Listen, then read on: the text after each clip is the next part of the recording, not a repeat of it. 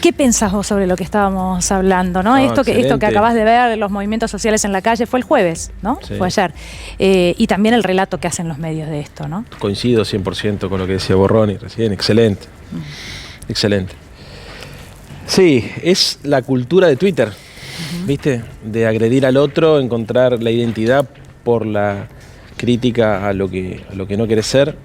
Y la verdad es que la riqueza de la discusión política consiste en encontrar matices, en encontrar las causas profundas, en sobrevolar la superficialidad para profundizar después en los verdaderos motivos que son los que producen los fenómenos sociales que nos alarman, ¿no?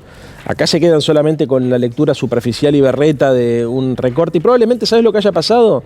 Se quedaron en muchos diarios con el recorte que alguno decidió seleccionar y repitieron solamente eso, claro. Porque es más terrible, ¿no? Ni siquiera es tan perverso que todos se ponen de acuerdo, son vagos.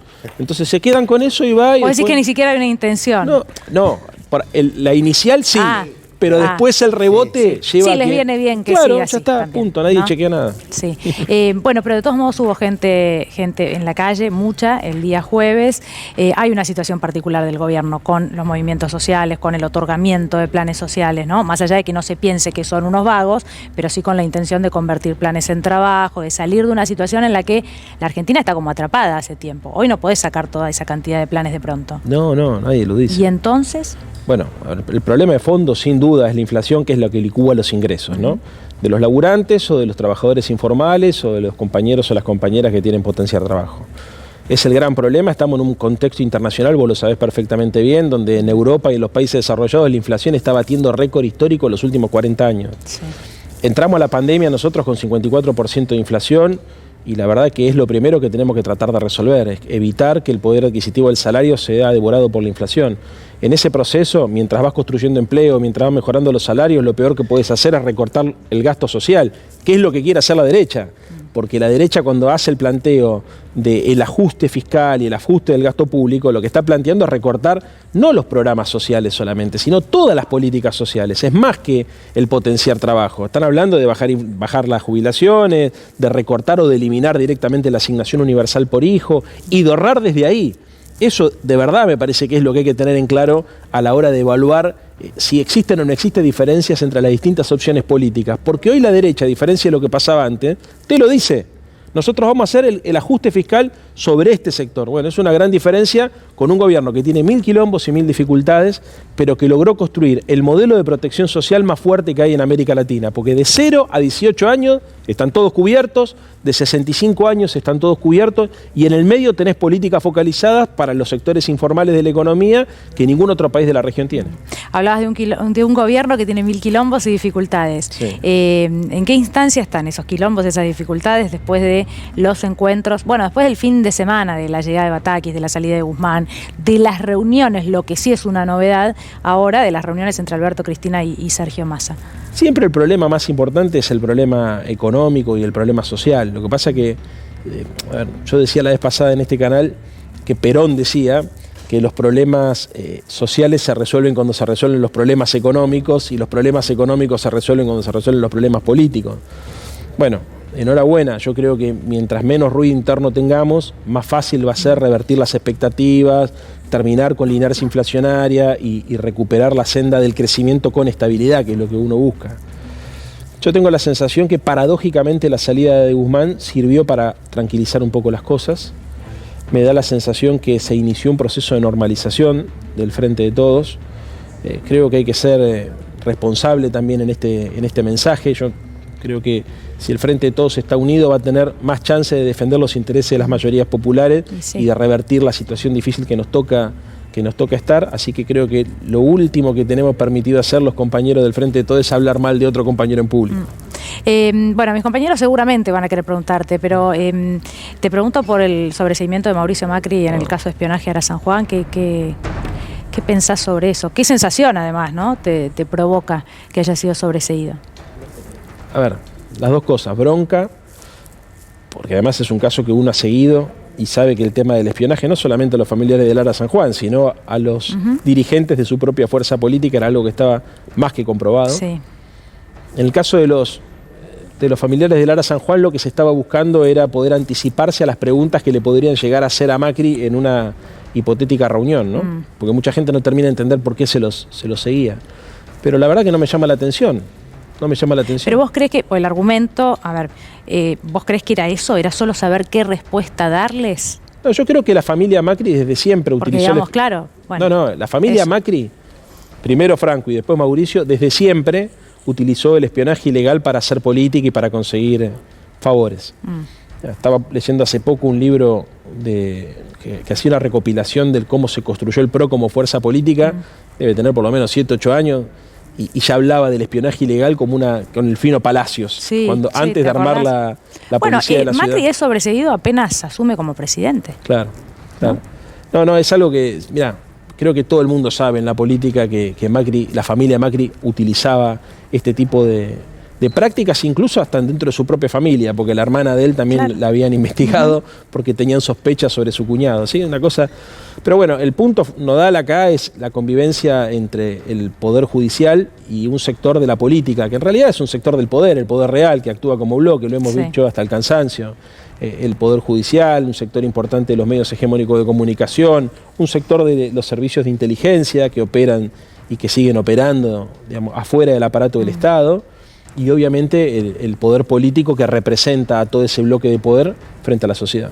Yo te decía si realmente creías que el objetivo era adelantarse a las reuniones, porque también un gobierno o un presidente que necesita de esto para saber qué responderle a la gente, bueno, no sé, no es una práctica común, ¿no? ¿Qué te van a pedir un par de familiares? Que no cese la búsqueda. No, está claro. Hay 3 preguntas, que haya una recompensa, que no sé, no mucho más. A ver, es la práctica, así hicieron toda la vida. Y así lo hizo Mauricio toda la vida. Pero está súper comprobado y probado, con distintas tácticas. Bueno, lo del Fino Palacio, me acuerdo, en su momento le había costado el puesto a Nadarowski, el ministro de Educación, porque tenían nombrado espías en el Ministerio de Educación. En el caso de la Ciudad de Buenos Aires es todavía peor, porque la Ciudad de Buenos Aires dio agentes de la policía de la ciudad para que cubran tareas de espionaje en la AFI. Nosotros nos enteramos con mi compañera Victoria Montenegro cuando Victoria consiguió un documento donde pasaban los policías de la AFI y volvían a la ciudad, y le preguntamos en su momento a Felipe Miguel, bueno, cuál era el otro documento, el que daba origen a que dejen de cumplir funciones en la ciudad y pasen a cumplir a la AFI. Se hicieron los onzos, dijeron que estaban haciendo tareas menores, después nos dimos cuenta que, bueno, Araque y todos esos del grupo Super Mario Bros. Eran espías que cumplían funciones en la AFI, pero que les pagaban en la ciudad. Hablábamos del gobierno, hablamos de las reuniones, de esta nueva etapa, podríamos decir, del gobierno, ahora sí con comunicación, es raro decirlo, pero entre la vicepresidenta y el presidente. ¿Qué crees que significa? ¿Hay un nuevo rumbo económico, puntualmente hablando de la economía? ¿Crees que hay un nuevo rumbo, que a partir de esto ya las diferencias entre Cristina y Alberto no van a estar? No. A ver, primero, no creo que haya un nuevo rumbo económico. Espero que haya un grado de coordinación política mayor del que teníamos, y espero que todos los componentes del Frente de Todos se sientan representados por su funcionario y que haya un lugar para poder discutir los temas más sensibles en reserva.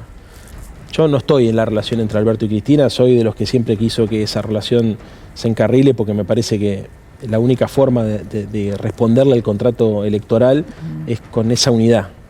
Hoy la democracia en el mundo está muy debilitada frente al avance de poderes no democráticos. En el caso de la América Latina y de la Argentina, mucho más. El poder del lobby de las corporaciones es muy fuerte. La política tiene que asumir la responsabilidad de construir poder y de poder articular poder para cumplir su misión. Mientras más dividido está el poder político, es más fácil que la capacidad de lobby de las grandes corporaciones o los grandes dueños del dinero operen sobre la realidad de nuestro país. Así que creo que todo lo que ayude a capitalizar políticamente al gobierno es un paso hacia el modelo de democracia y de sociedad que uno aspira. ¿Qué pasa en la Ciudad de Buenos Aires? Ahora se habla poco de la Ciudad de Buenos Aires. ¿Viste?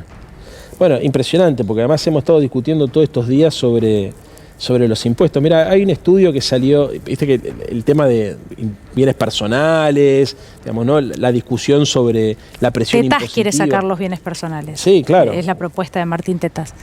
Bienes personales, que es el único impuesto que vendría a representar algo parecido a un impuesto a la riqueza, digamos, ¿no? Que es un impuesto progresivo y que existe en casi todos los países del mundo.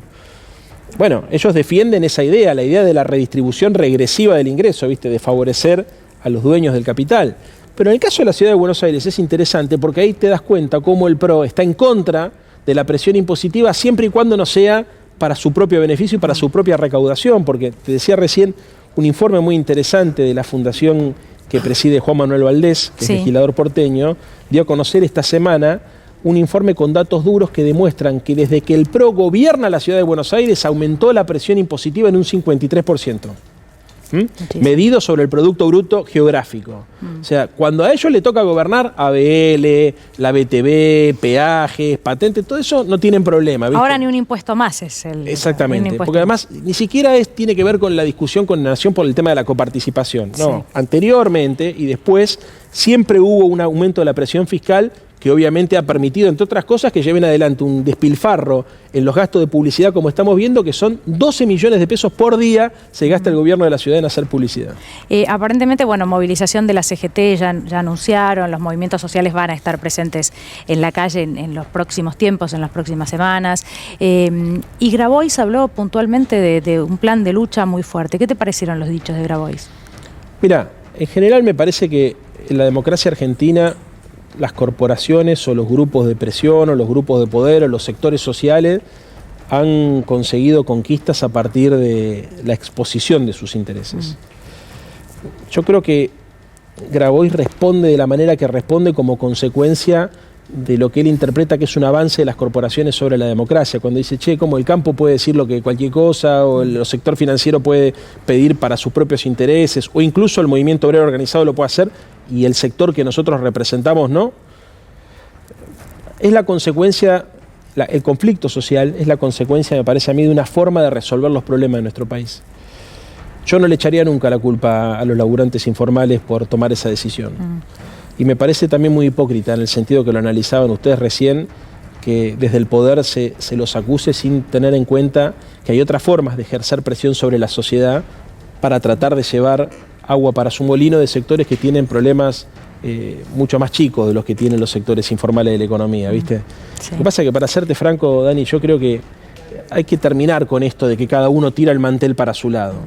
Pero si esto no termina, y si finalmente cada corporación o cada grupo de poder termina generando presión sobre el resto de la sociedad y sobre el Estado para conseguir la reivindicación de sus propios intereses, no seamos tan cínicos de enojarnos cuando los más pobres de los pobres hacen exactamente lo mismo.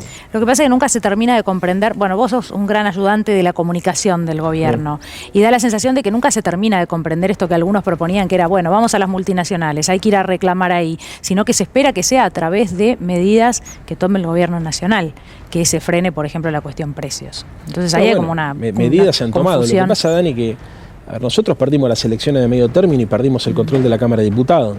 Claro. No nos votaron ni siquiera el presupuesto. Vos te imaginás lo que significa hacer una reforma tributaria en nuestro país. Es imposible que salga. Y para que la gente sepa, no se puede sacar por decreto. No se puede sacar por decreto. Hay decisiones que tienen que pasar necesariamente por el Parlamento. Entonces, yo creo que este gobierno tiene muchas cosas para criticarle, pero la verdad es que veamos también las decisiones políticas que se han tomado fueron siempre en el sentido de favorecer a la mayoría popular. Un bono, una suma fija, ¿te parece que es por ahí? Eso sí se puede. Para eso no hace falta el Congreso de la Nación. Primero, y eso es lo que ha hecho el gobierno hasta ahora. Bueno, no es solamente eso. O sea, construimos el modelo, se construyó durante el gobierno de Néstor y de Cristina un modelo de protección social que durante el gobierno de Alberto Fernández se fortaleció.